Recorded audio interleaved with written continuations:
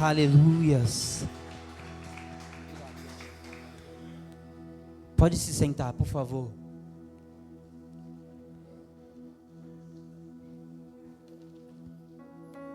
Jesus é maravilhoso, amém. Ele é lindo, digno de toda adoração. Irmão, eu não sei como você chegou aqui nessa noite. Se você chegou animado, desanimado. Se você chegou triste ou feliz.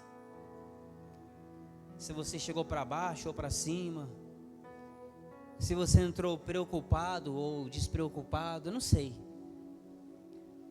Mas aqui tem um Deus que sabe, amém? Aqui tem um Deus que conhece o meu e o seu coração. Aqui tem um Deus que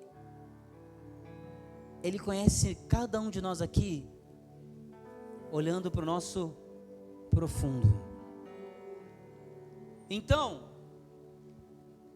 se você teve um dia difícil, Ele sabe.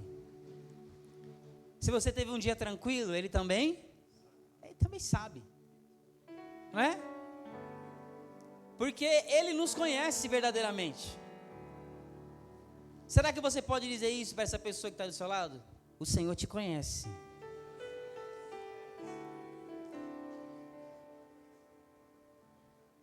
E Ele nos conhece melhor do que qualquer pessoa, irmão. Ele nos conhece melhor do que qualquer um. Ele te conhece melhor do que a tua esposa te conhece. Que o seu marido, que seus pais. Mas pastor, ele me pegou no colo. Meu pai me criou, minha mãe me criou. Ele te criou depois que você saiu do ventre, né? Agora, quem te criou, que te fez lindo e belo como você é, foi Ele. Foi Jesus, o nosso Redentor. Amém? Sabe, quinta-feira passada nós recebemos de Deus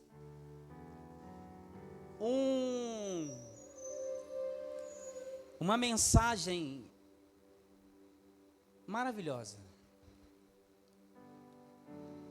Aonde, sabe que às vezes a gente precisa tomar um chacoalhão, né? A gente precisa tomar uma balançada, né, irmãos? Às vezes a gente pega a vida, sabe? Coloca ela no automático. E a gente deixa ela, seguir. Deixa aí, a gente acorda, toma banho. Alguns tomam banho, né? Outros não. Escova o dente, toma café. E vai trabalhar. Aí almoça. Alguns tiram uma sonequinha na hora do almoço, né? Eu sou um desses, aleluia. Trabalha mais, volta para casa, toma um banho. Aí janta, liga a TV. Cansa de assistir TV, desliga e dorme. E no outro dia, a mesma coisa. A mesma coisa. E com o que foi ministrado na semana passada, na quinta-feira passada, não sei se você lembra, eu lembro, porque ficou aqui na minha cabeça durante todos esses dias. Você lembra, Emerson?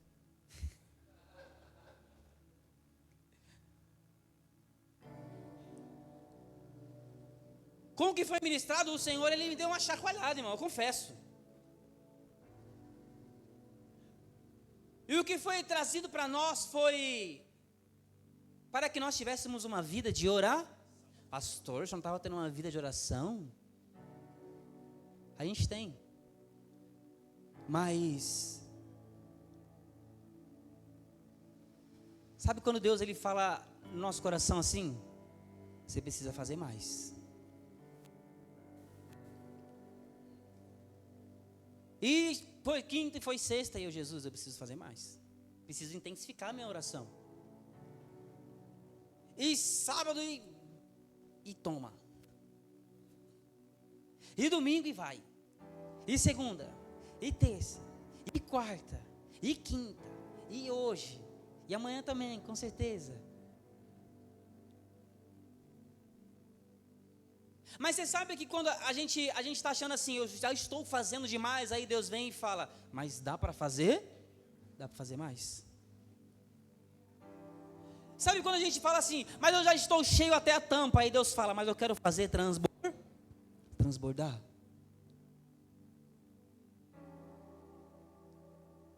Foi desse jeito que eu me senti essa semana. E eu falava, Jesus, eu preciso intensificar minha vida de oração. Eu preciso orar mais. Eu preciso te conhecer mais. E mediante a esses dias, o Senhor, Ele veio falando algo ao meu coração também.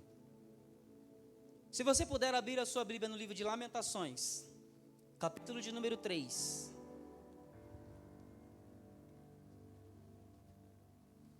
Eu quero meditar com você sobre algo que Deus, Ele tem falado comigo. Sabe por quê, irmão? Porque durante esses dias em que a gente tem que dar um break para orar,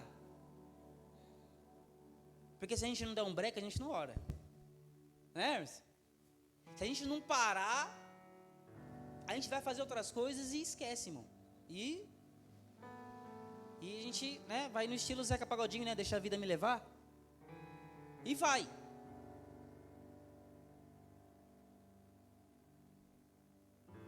E o break, sabe? E sempre que eu sentava e falava, eu preciso intensificar, vinha vontade de fazer outras coisas. Eu lá em casa, eu tenho um computador, né? E nesse computador,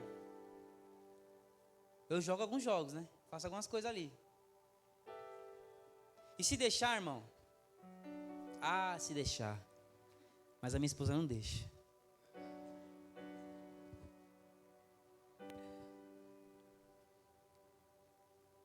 Mas sempre que sentava, vinha a vontade de fazer outra coisa. E eu, Jesus, nunca senti isso tão forte assim. E ia, vou orar, vou buscar. Aí vinha assim, o barulho do controle do videogame assim na minha cabeça, assim, ó, tic, tic, tic, tic.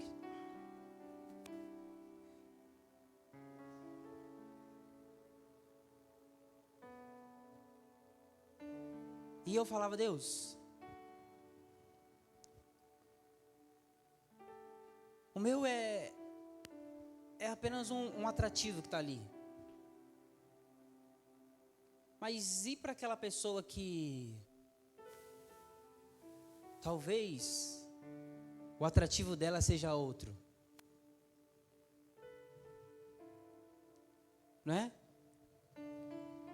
Porque muitas das vezes nós falamos, olha, eu não tenho tempo. Até quero fazer mais, mas o tempo não deixa. Eu até queria fazer mais, mas o meu trabalho não deixa. Eu até queria buscar mais, mas os meus filhos, quero ver o senhor estar lá em casa, pastor, com um monte de criança correndo para lá e para cá, o barulho, isso e aquilo, quero ver.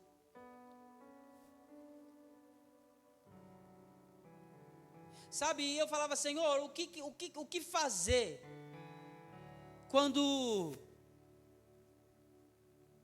aparentemente outras coisas, elas gritam mais alto do que a sua voz no nosso coração?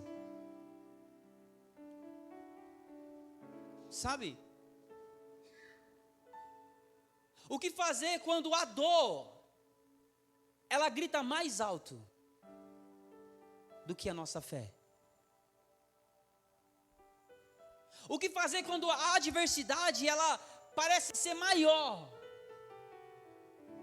do que o Deus que nós servimos? O que fazer quando as circunstâncias parecem tão contrária que aparentemente não vai ter jeito?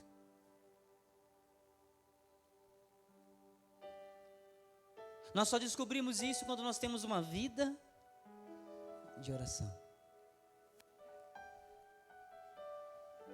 Só quando temos uma vida de oração. Nós só conseguimos vencer aquilo que grita aparentemente mais alto do que a voz do nosso Senhor quando nós temos uma vida de oração. A Bíblia vai dizer que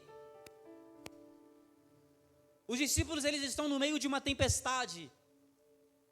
E Jesus está vindo caminhando sobre o mar.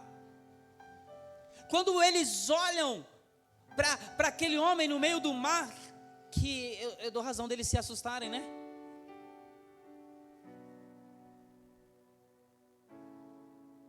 Quando eles olham aquilo e falam, meu Deus, é um fantasma. Todo mundo com medo. E Jesus fala, calma, sou eu. Jesus. E Pedro, se é Jesus, então fala para mim ter contigo sobre as águas. E Jesus fala para ele o quê? Vem. Ele vai. Ele anda. Ele caminha. Mas há um momento que parece que aquilo que Jesus fala para ele vir, parece que há algo que se torna maior. E Pedro começa a afundar os ventos, as tempestades. Mas pastor, não foi Jesus que falou para ele andar sobre as águas? Sim, foi. Mas Pedro, ele tira os olhos daquele que o chamou e começa a focar na tempestade, no vento. E ele começa,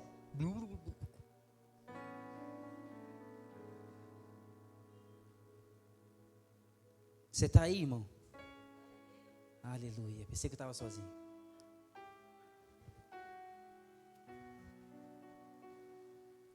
Mas é exatamente essa a ideia do inimigo hoje. Qual, pastor? Tirar os nossos olhos daquele que nos prometeu, daquele que nos chamou, daquele que nos enviou, e colocar os nossos olhos nas tempestades, nos problemas. Sabe, irmão, se a gente pegar hoje e olhar para o mundo afora, para o que está acontecendo aí fora, a gente fala assim, meu Deus do céu, eu não sei se vai dar tempo de nada, né? Porque é um país jogando bomba no outro, é guerra para lá, é guerra para cá, e a economia, e aqui, e o outro brigando por causa de petróleo, e o outro brigando por causa de não sei o que, e o outro brigando por causa de não sei o que lá.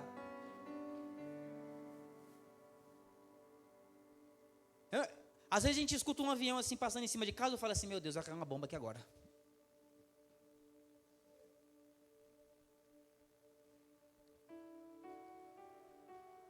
De tanta notícia ruim que a gente vai escutando. De tanta coisa que vai acontecendo. E indo. E a gente absorvendo aquilo, notícia ruim lá, notícia ruim de cá, notícia ruim de lá, notícia ruim de cá. Notícia ruim na TV, notícia ruim na internet, notícia ruim no celular, notícia ruim.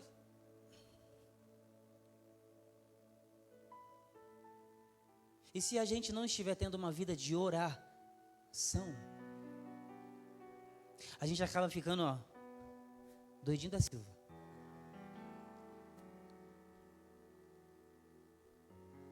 Mas o que fazer quando tudo isso parece gritar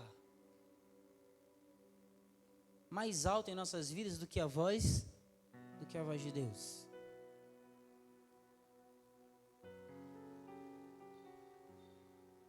E eu meditando no livro de Lamentações, No capítulo de número 3, Jeremias, ele começa a falar sobre a dor que gritou muito alto em sua vida. Sabe, irmão? Jeremias, ele vai colocar palavras aqui tão fortes e sensíveis que parece que a gente consegue escutar o lamento dele.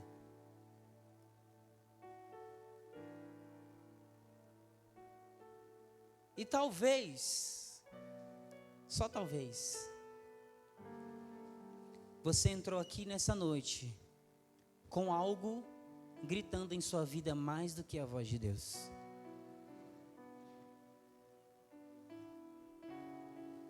Talvez você entrou com um problema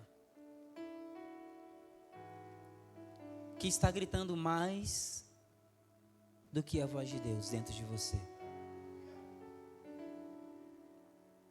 Talvez você entrou com uma doença, esse é o ano de cura em nome de Jesus, que aparentemente tem gritado mais do que a voz do Senhor dentro de você. Talvez você está cercado de, sabe? E isso tem gritado mais do que a voz de Deus dentro de você.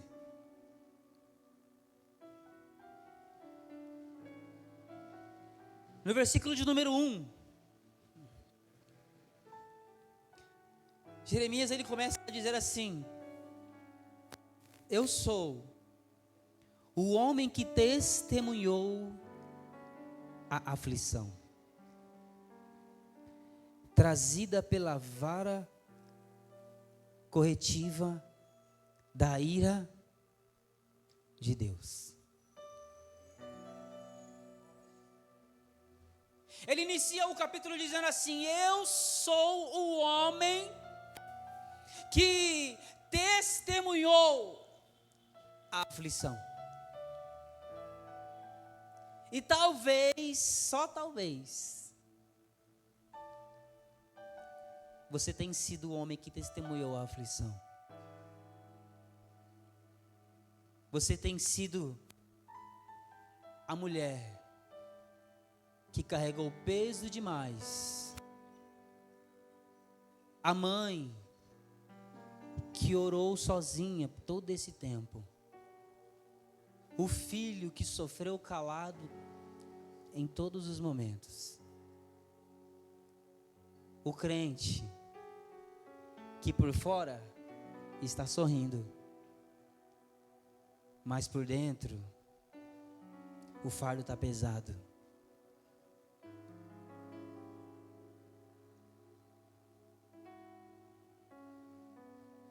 Não parece o grito de uma alma? Eu fui o homem que testemunhou a aflição. E a gente muitas das vezes nos encontra assim, irmãos. Só Deus sabe o que eu e você carregamos dentro, aqui dentro. Por isso que eu falei, o único que nos conhece de verdade é quem? É Deus. Talvez você recebeu o abraço de uma pessoa lá na porta, aí vai ver como é que está dentro dela. Ela sorriu, ela disse: está tudo bem. Mas tem vivido uma luta interior.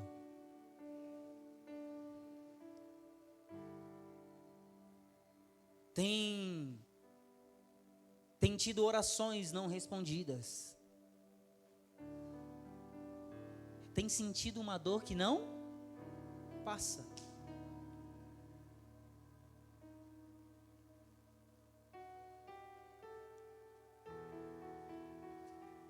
Ele já inicia dizendo: eu testemunhei a aflição. Irmão, talvez você tenha vivido dias difíceis. E vem para todos, né? Mas o Deus que a gente serve é maior, em nome de Jesus. Será que você pode dar um grito de glória a Deus aí? O Deus que eu e você servimos é maior. No versículo 1 ele diz: olha, eu sou o homem que testemunhou a aflição. No decorrer do capítulo, Jeremias ele vai citar algumas das dores que ele sentiu. Olha só o versículo 2. O termo me guiou e me fez passar pelas trevas e não pela luz. Aí no versículo 4 ele vai dizer assim, ó: fez envelhecer o meu corpo e a minha pele esmagou os meus ossos. Versículo 8: mesmo quando chamo ou grito por socorro, ele rejeita a minha oração. 17: tirou-me a paz, esqueci-me até, o que significa prosperidade. Versículo 20: lembro-me bem disso tudo, e a minha alma desfalece dentro de mim. Eu sou o homem que conheceu a aflição. E assim é muito compreensível essas situações de Jeremias no capítulo 3 de Lamentações. Por quê? Jerusalém a grande parte está escravizada na Babilônia. E a outra parte que ficou está destruída e passando fome.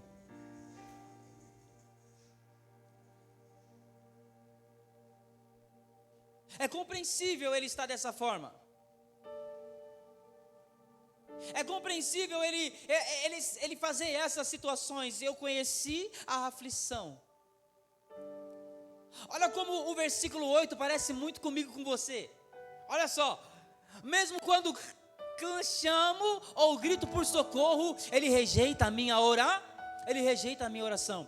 Quantas das vezes nos dias difíceis nós falamos: Senhor, me ajuda, Senhor, me socorre, Senhor, vem sobre mim, vem sobre a minha casa, vem sobre, sabe, escuta o meu clamor. E parece que a nossa oração ela bate no teto e volta. Você já passou por isso? Sim ou não? Ai, pensei que era só eu.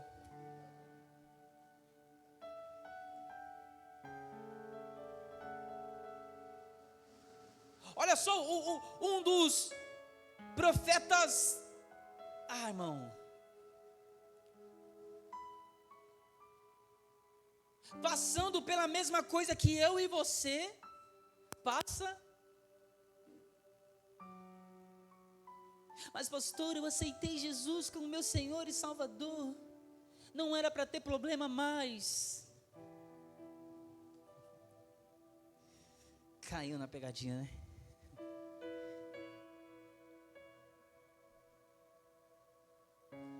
O nosso Jesus, ele nunca disse que seria fácil, irmão. Ele nunca disse que não seria difícil. Ele nunca disse isso, nunca disse. Mas ele disse que no dia da adversidade, nós não estaríamos só. Olhe para essa pessoa que está do seu lado e diga para ela: você não está só, em nome de Jesus.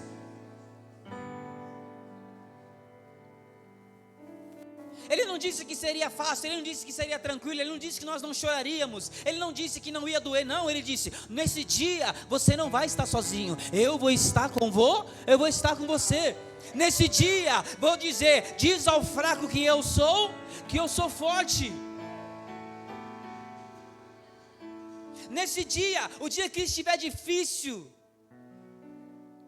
eu vou fazer como eu fiz com Josué. Josué, tão somente te esforça-te e tem de bom ânimo. Aleluia. Não é sobre a dificuldade que nós passamos, é sobre quem está conosco no momento da dificuldade. Posso ouvir um glória a Deus? Sabe? E é aí que entra a vida de orar, a vida de oração, porque a pessoa que tem vida de oração, ainda que tudo seja difícil, ela sabe que Deus está com ela. A pessoa que tem uma vida de oração, ainda que pareça que a oração está batendo no teto, ela sabe: eu estou orando a um Deus que é vivo e que está me ouvindo. Aleluia! Ela compreende isso. E Jeremias, ele inicia dizendo, capítulo 3, versículo 1: eu fui o homem que conheceu a aflição. Talvez hoje você esteja tudo bem. Pastor, hoje eu estou 10. Hoje eu estou 10. Mas talvez teve um dia que lá atrás que você conheceu uma aflição. Ou pode ser que seja ao contrário, né? Você estava 10 e agora está 1,5, né, irmão?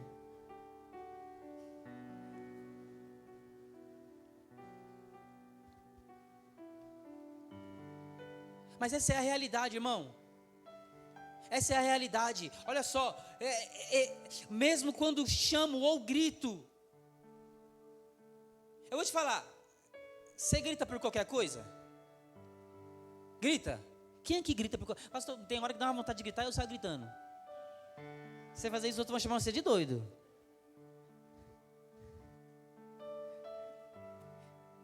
É assim, Fábio? Você chamar de doida, né? Mas geralmente a gente não grita por qualquer coisa. Geralmente não, né? Geralmente a gente grita quando a gente quer chamar a atenção de alguém, né? É assim? Ô fulano, chega. A gente grita quando a gente toma um susto. Minha esposa é assim, ó.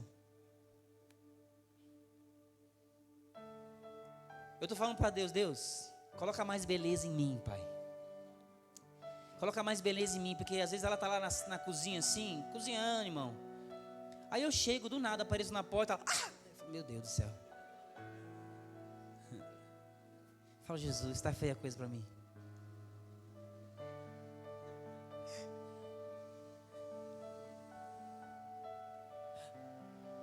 Mas o homem que conheceu a aflição, ele está dizendo, olha, mesmo quando eu chamo, ele não me atende. Aí, o que eu faço? Eu grito, e ainda assim, ele me rejeita. Nós somos assim nos dias difíceis também. A gente chama, a gente grita, a gente esperneia, e parece que não tem resposta. Aí depois de gritar e espernear e chamar, a gente entra no dilema, né? Por que isso está acontecendo comigo, Deus? Não é assim, dona Custódia? Por que eu estou passando por isso? Por que eu estou vivendo isso? Por quê? Por quê? Por quê? Por quê? E porquês? Nos enchemos de porquês. Nos enchemos de porquês.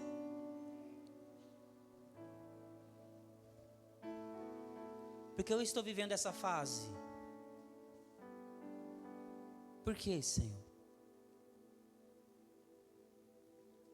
Aí a Bíblia diz que o homem cego e os discípulos perguntam para Jesus, Senhor, por quê? Por quê? Sobreveio nele. Nele não, gente.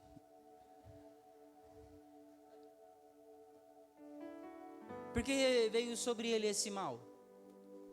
Porque o seu pai pecou ou ele pecou? Aí Jesus fala, nem ele pecou e nem os seus, mas é para que se fosse manifestado sobre ele a vida dele, a glória de Deus. Tá difícil, tá? Mas a glória do Senhor é maior, irmão. Tá doendo, tá? Mas a glória do Senhor é maior.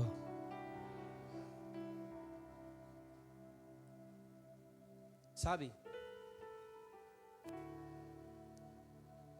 Mediante tudo isso, houve um momento que Jeremias, ele para com as lamentações. Sabe, Ele já citou que ele viu a aflição. Ele já citou que os seus ossos foram amassados. Ele já citou que ele chamou, não foi escutado. Já citou que ele gritou e não foi ouvido. Já citou que ele foi rejeitado. Aí no versículo 19 e 20 ele fala: recordo-me da minha aflição e do meu delírio, do meu profundo sofrimento e do meu enorme pesar. Lembro-me bem disso tudo, e a minha alma desfalece dentro de mim. Sabe o que me parece? É que aquilo ali está bem fresquinho na memória dele. Você já viu o ditado de quem bate esquece, mas quem apanha lembra?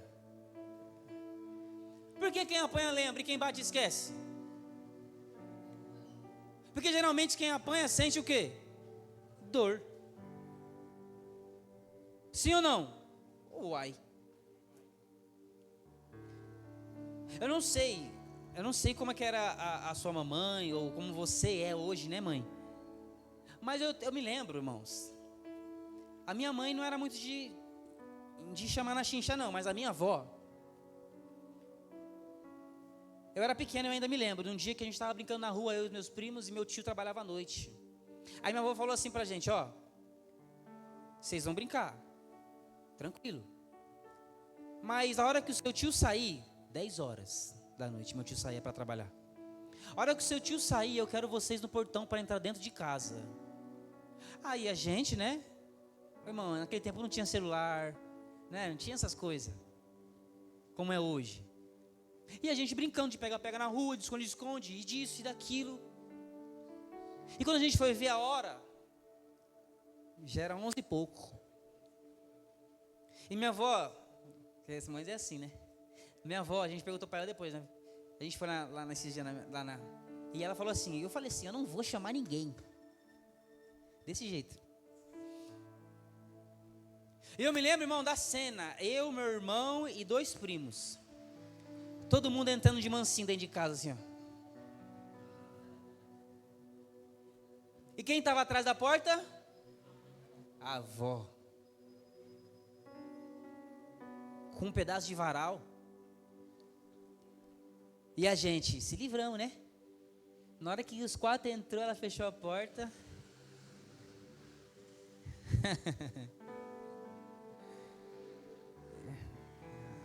Aquele dia todo mundo lembra. Ninguém ficou marcado, né? Ficou marcado só na memória, né? Aí todo mundo lembra. Agora pergunta se chegou depois do horário. Nunca mais. Mas doeu. E é por isso que a gente se recorda. Eu fui poucas vezes tomar injeção, irmão. E todas as vezes que eu fui eu me lembro, porque eu não gosto. É uma luta para mim ir. Ah, eu vou tomar vacina. Vou nada.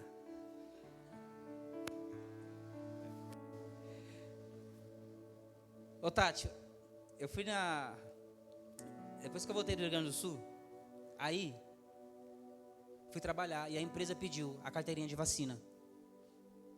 Eu não tinha tomado vacina desde os meus 15 anos, irmão. Não ri não. A hora que eu cheguei lá com a carteirinha de vacina, ela falou: você vai ter que tomar 4 injeções. Eu falei assim: não vou. Ela falou: você vai.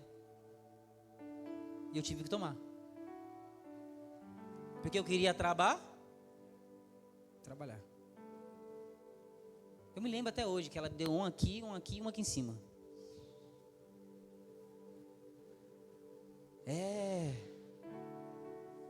Se eu for lá hoje, lá no postinho, será que ela vai lembrar da minha cara? Ah, mas eu vou lembrar dela. Eu vou lembrar da doutora, irmão. Eita. Jeremias, ele conta algo que, sabe, que parece estar muito fresco em sua cabeça. Está muito fresco em suas memórias. Aqui, ó. Está aqui, ó. Mas há um momento em que esse homem que conheceu a aflição, No versículo 21, algo muda dentro dele. E aí aquele homem que conheceu a aflição, ele cita assim no versículo 21: contudo, quero lembrar do que pode me dar esperança. Contudo, eu quero me lembrar do que pode me dar esperança. Jerusalém está cativa na Babilônia. O povo que está aqui está passando fome. Eu conheci a aflição. As dores estão aqui, ó. Mas contudo, eu também me recordo de coisas que me dão esperança. Aleluias. E você sabe que a gente só consegue recordar daquilo que nos dá esperança quando nós temos uma vida de orar. Porque parece que é nessa hora que Deus, a hora que a gente está de joelhinho, sabe, irmão? Falando: Senhor, me ajuda, me socorre. Parece que é nessa hora que o Senhor, Ele vem e começa a trazer recordações do que Ele fez, de como você está de pé, da onde Ele já te tirou, aonde Ele te colocou, e das promessas que Ele fez para mim e para você um dia. Aleluias.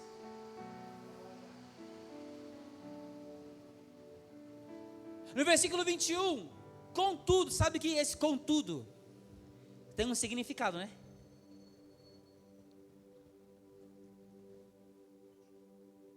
Esse contudo tem algumas versões vai dizer de outra forma.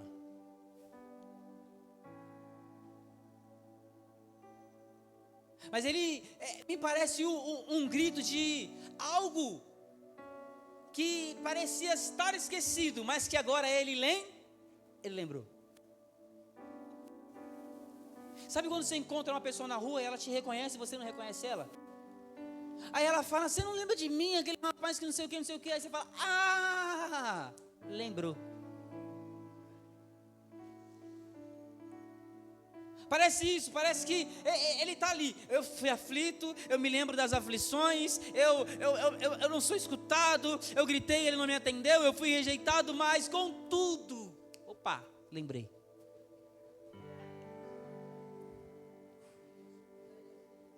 Quero lembrar-me de coisas que podem me dar esperança. Esse contudo não quer dizer que a dor que ele sentiu foi anulada. Esse contudo não quer dizer que a aflição que ele passou foi esquecida. Esse contudo não quer dizer que talvez não doa mais. Mas quer dizer que ainda que esteja doendo, a dor não é maior do que aquele que nos chamou. Ainda que esteja difícil, contudo, eu tenho alguém que me carrega. Ainda que o problema seja grande, contudo, eu tenho um Deus que segura a minha mão. Ainda que a doença venha, contudo, eu tenho um Deus que é o médico dos médicos. O contudo que ele fala não anula o que ele passou, mas faz ele lembrar de que ele tem um Deus que é poderoso. Irmão.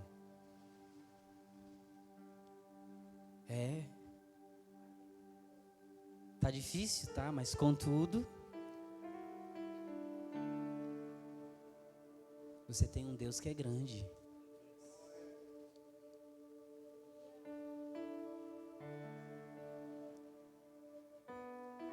O que fazer, pastor? Quando tudo grita mais alto do que a voz de Deus dentro de mim.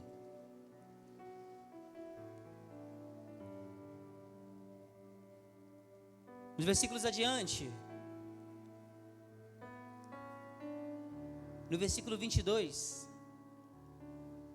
começa a aparecer o que Jeremias lembra. E eu quero trazer isso para você, porque, irmão, eu pulava de alegria quando eu li isso. Olha o versículo 22. Vamos ler o 21 primeiro? Contudo, quero lembrar do que pode me dar esperança. Aí ele começa a dizer: a bondade do Senhor é a razão de não sermos consumidos. Aí ele continua: porque as suas misericórdias não têm fim. Renova-se plenamente a cada manhã. Grande é a tua fidelidade.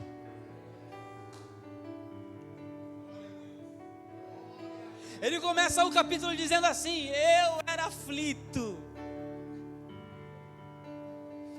Eu orei e ele não me escutou. Fui rejeitado nos meus gritos. Os meus ossos foram amassados. Eu senti dor, eu sofri, eu experimentei a aflição. Mas eu começo a me recordar de coisas que me trazem esperança.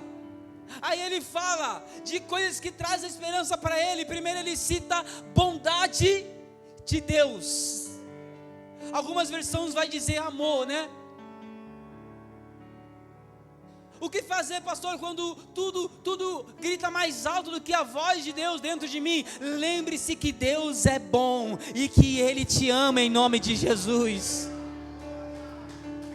Aleluias! Santo é o nome do Senhor Jesus. Mas ele continua, né? Vamos 22 aí, Abraão.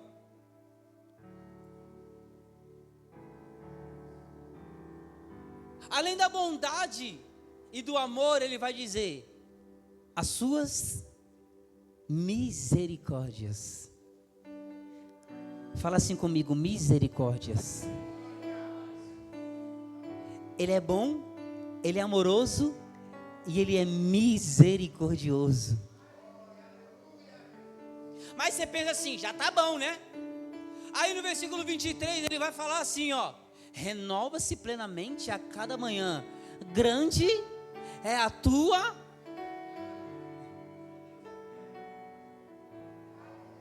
bondade, amor, misericórdia e fiel.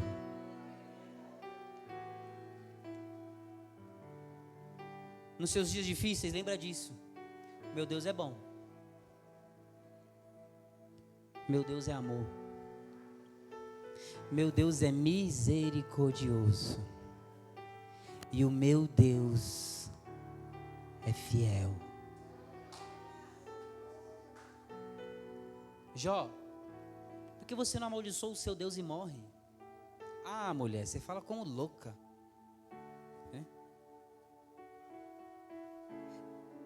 Deus me deu. Bendito seja o nome. Bendito seja o nome do Senhor. Ele inicia o capítulo dizendo: fui aflito. No meio ele está falando o quê? Opa, me lembrei de coisas boas aqui, hein? Quer dizer que ele esqueceu da dor que ele passou? Não, porque ele acabou de falar para nós, né? O que ele passou. Sabe, irmão, às vezes a gente quer esquecer da dor. Mas você sabe que muitas das vezes dores geram testemunhos.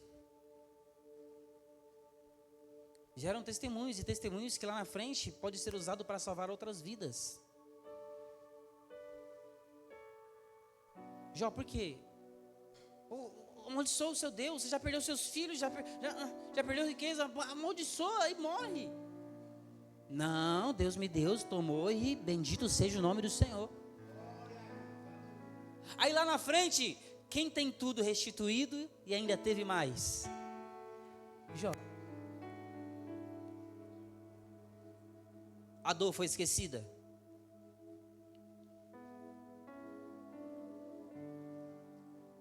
Mas bendito foi o nome do Senhor. Fique de pé.